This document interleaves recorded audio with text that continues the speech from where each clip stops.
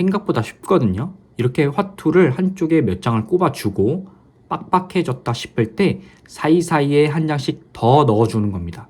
이 작업을 몇 번 반복하다 보면 어느새 바퀴가 쏙 빠지는 거죠. 참 쉽죠? 만약 화투가 없다면 다른 방법들도 있습니다. 의자를 오래 쓰다 보면 바퀴에 먼지와 머리카락이 끼어서 안 굴러가거나 바퀴가 노후화되면서 깨지는 경우가 종종 발생을 하죠. 머리카락과 먼지를 빼려고 하다 보면 머리카락이 끊어져 버려서 도저히 뺄 수가 없는 경우도 종종 발생합니다. 다른데 다 멀쩡하고 바퀴 하나 고장났는데 의자를 바꾸기엔 너무 아깝고 환경을 위해서라도 말이죠. 그럼 바퀴를 빼서 분리한 후에 먼지와 머리카락을 완전히 빼내거나 같은 바퀴를 새로 사서 끼우면 되는데 참 어렵죠. 바퀴 빼내냐고 끙끙거리다가 손을 다칠 수도 있고 말이에요. 그런데요, 이 화투 고스톱 칠 때만 쓰는 게 아닙니다. 집안에 굴러다니는 이 화투 하나만 있다면 바퀴에 낀 머리카락과 먼지를 아주 말끔하게 제거할 수 있습니다. 오늘 영상을 끝까지 봐주세요. 아주 신박한 방법으로 청소가 가능하니까 말이에요. 지금 바로 시작할 건데요. 여러분의 구독과 좋아요는 아주 큰 힘이 됩니다. 한 번씩 꼭 눌러주세요. 바퀴에 낀 머리카락과 먼지를 떼어내기 위해서 우선은 의자 다리에서 바퀴를 분리해야 하는데요. 바퀴가 부서졌든 먼지가 끼었든 일단 바퀴를 분리해야 수리하기가 쉽거든요. 떼어내지 않고 먼지 제거가 가능해 보이지만 실제로 분리한 다음에 청소를 하는 게 훨씬 더 쉽습니다. 앞서 말씀드린 이 화투로 바퀴를 분리해 볼 겁니다. 생각보다 쉽거든요. 이렇게 화투를 한쪽에 몇 장을 꼽아주고 빡빡해졌다 싶을 때 사이사이에 한 장씩 더 넣어주는 겁니다. 이 작업을 몇 번 반복하다 보면 어느새 바퀴가 쏙 빠지는 거죠. 참 쉽죠? 만약 화투가 없다면 다른 방법들도 있습니다. 집 한켠에 쓰시던 드라이버 하나쯤 갖고 계실 겁니다. 우선 이 드라이버로 아주 손쉽게 바퀴 분리가 가능한데요. 의자 타입이 플라스틱이든 금속이든 상관이 없이요. 드라이버를 이 다리와 바퀴 사이 틈에 밀어 넣어줍니다. 잘 밀어 넣다 보면 바퀴와 다리 사이에 금속으로 연결된 부위가 보이실 겁니다. 여기에 드라이버 끝을 걸고 쓱 비틀어줍니다. 지렛대 원리로 말이죠. 그럼 어때요? 이렇게 쏙 빠지게 되는 거죠. 참 쉽죠? 만약에 드라이버가 없다면 가위로도 할 수가 있습니다. 오히려 가위가 더 쉽겠네요. 가위도 마찬가지로 바퀴와 의자 다리 사이에 가위를 펼쳐 넣고 이렇게 밀어 넣어줍니다. 그리고 지렛대 원리로 쓱 밀어주는 거죠. 어때요? 더 쉽죠? 그런데 종종 분리가 잘 안 되는 경우가 있어요. 이럴 땐 이 WD-40을 안쪽에 칙칙 뿌린 후에 다시 드라이버 또는 가위를 밀어 넣어주고 다시금 이렇게 비틀어주면 빠지게 되는데요. WD-40이 집에 없는 경우가 더 많죠? 그럼 스프레이 형태로 된 무언가를 한번 찾아봅시다. 혹시 여름철에 쓰다만 홈키퍼 같은 게 있다면 이걸로 대체할 수도 있겠네요. 이마저도 없다면 저는 식용유를 사용해 보았는데요.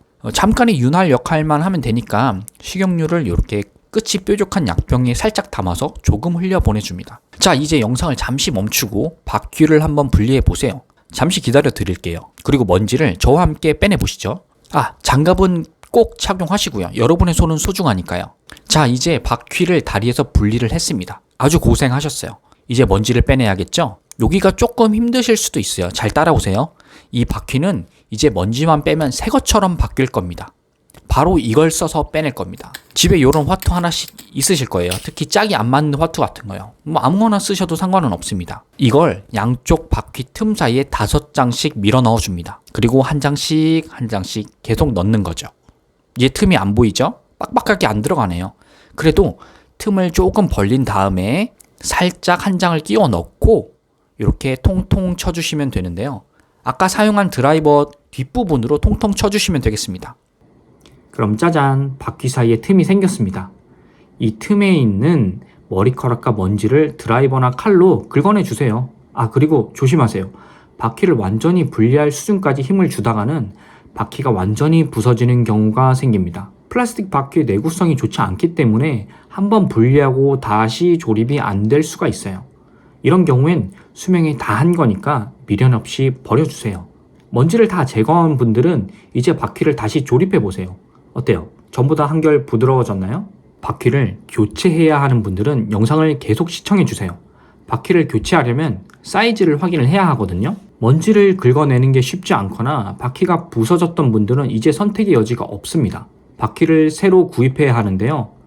그 전에 아까 말씀드린 사이즈 측정 잊지 마시고요. 바퀴 크기와 이음새 길이가 저마다 다르기 때문인데요. 자, 보이시나요?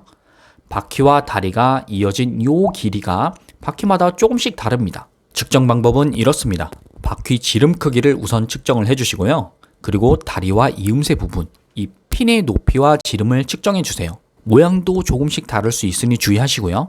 줄자가 있다면 줄자로 해주셔도 되고 아니면 그냥 일반 자가 있다면 자로 하세요.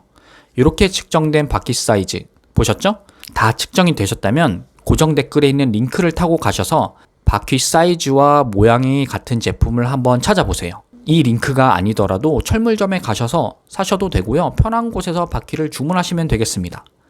바퀴가 하나만 고장 났는데 하나만 주문하면 되겠지? 그래도 되는데요. 웬만하면 한 번에 바퀴를 다 갈아 끼우는 게 좋겠습니다. 아무래도 의자를 오래 쓰셨다면 나머지 바퀴도 고장날 확률이 있고요. 사이즈가 미세하게 달라서 높낮이가 틀어질 가능성도 있으니 가격이 부담이 안 된다면 한 번에 다 갈아 끼우시는 걸 저는 추천을 드립니다. 기존 바퀴가 계속 먼지가 자주 끼고 소음 때문에 불편하신 분들은 이번 기회에 구름성이 좋고 소음이 적은 이 롤러블레이드처럼 생긴 이 바퀴를 한번 써보시는 것도 추천드려요. 꼭 이 바퀴가 아니더라도 베어링이 이음새 부분과 바퀴 부분에 두 개가 들어있는 형태의 바퀴를 꼭 써보세요. 확실히 소음도 줄고 구름성도 더 좋아집니다. 바퀴 구매 링크는 사이즈별로 제가 상세하게 고정 댓글과 상세 페이지에 남겨둘게요. 링크를 타고 가셔서 사이즈를 우선 확인해 보시고요. 구매를 하셔도 되고요. 근처 철물점에 가셔서 동일한 사이즈 제품을 구입하시면 바퀴 교체는 이제 끝이 납니다. 어떠세요? 의자 바퀴 수리 혼자서도 충분히 하실 수 있으시겠죠? 아주 잘 굴러가네요. 제가 속이 다 시원합니다. 오늘 영상을 통해 아주 쉽고 간편하게 묵은 때를 벗겨내셨으면 좋겠고요. 버리기엔 아까웠던 의자 이렇게 조금 더 오래 쓸 수 있겠네요. 이외에도 좋은 꿀팁을 정성스럽게 만들어서 업로드 예정이니까요. 앞으로 만들어질 영상을 계속 지켜봐 주시기 바랍니다. 구독과 좋아요는 큰 힘이 됩니다. 좋은 하루 되세요.